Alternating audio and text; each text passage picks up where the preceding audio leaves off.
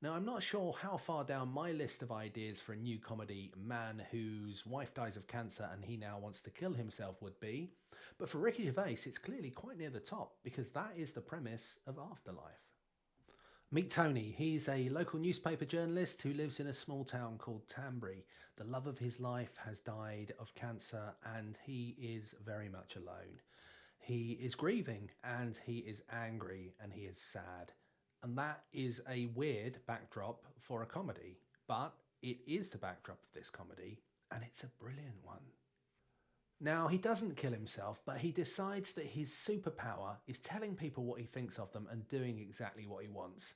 The problem with that is that he essentially comes across as a bit of a git. Your dog should be on a lead. Oh, right. Oh, sorry. Thank you. What? He is not a fat, hairy, nosy cocksucker. Sorry about that. But the more that Tony is a git to everyone, the more they all try and help him, and everyone in the town rallies around. And that kind of weakens his superpower. Damn you, human kindness. And so you have the setup for a Ricky Gervais comedy, and as is customary with Gervais, this is a show that's not only going to make you laugh out loud, it's a show that's also going to make you think, and it's a show that at times is probably going to make you quite sad. I've seen lonely people, people dying, people in pain. I don't think I've ever met anyone quite as sad as him. But this isn't just the Ricky Gervais show. Yes, he's the writer, yes, he's the director, and yes, he's the star. It has his fingerprints all over it. But it's all about the cast. There's a brilliant cast that he's brought together, and that's something he has a real talent for. You're going to notice some familiar faces in this show, and this is the Gervais way when it comes to casting. When he finds people he can work with, he uses them again and again. Now, his dead wife in the show, Lisa, is played by Kerry Godliman, who you'll know was also the star of Derek, and a fantastic performance she puts in quite an interesting role of only ever being seen on a laptop, which he's watching pretty much all the time in the show.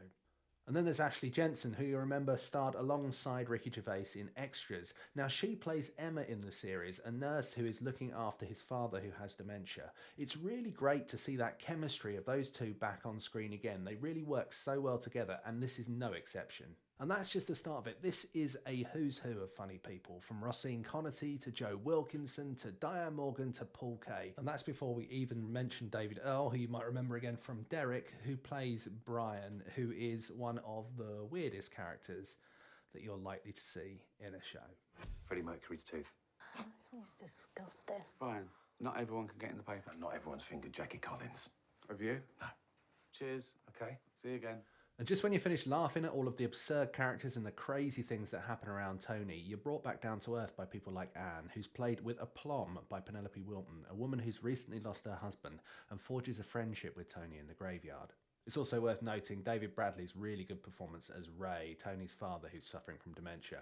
Obviously a complex and difficult role to play. He does it with sensitivity, but also with humour.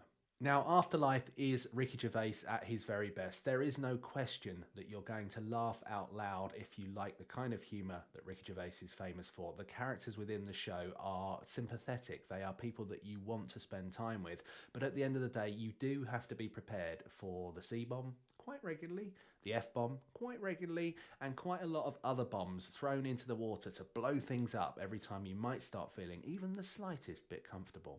What Gervais does with this series is a masterpiece of comic writing. It takes you up, it takes you down. You'll be laughing out loud, you'll be feeling like crying, because ultimately the backdrop of this show is grief. It's a man who is sad, and yes, he's miserable. Yes, he's causing problem for people, but he is a deeply sad person, and a lot of the people around him are also sad, and everyone's trying to help each other. And through the character of Tony, Gervais gives himself a platform to talk to his audience about things that he's interested in, be that the existence of God or the pursuit of happiness. This is a show that's got depth to it as well as lots of humour. There's not many shows that can take you from existential conversations to effing and blinding to slapstick and back again all in one scene. But Afterlife does this over and over again, and it keeps you going on the journey. You want to see what happens to Tony, and you hope that things get better for him. If you're watching this, then I'm not around anymore. But don't spiral, don't obsess. Keep going. So how are you? A good day is when I don't go around wanting to shoot random strangers in the face and then turn the gun on myself. Bad then. Afterlife is available to watch now on Netflix, and if you like Ricky Gervais, you're going to love this show. So off you go and watch it. Thanks for watching. We hope you enjoyed the video. If you did, why not hit that like button and subscribe to the channel? If you want, leave a comment below and tell us what you thought of Ricky Gervais's Afterlife. And don't forget to check out all of the Screen OD videos on the channel. We'll see you again very soon.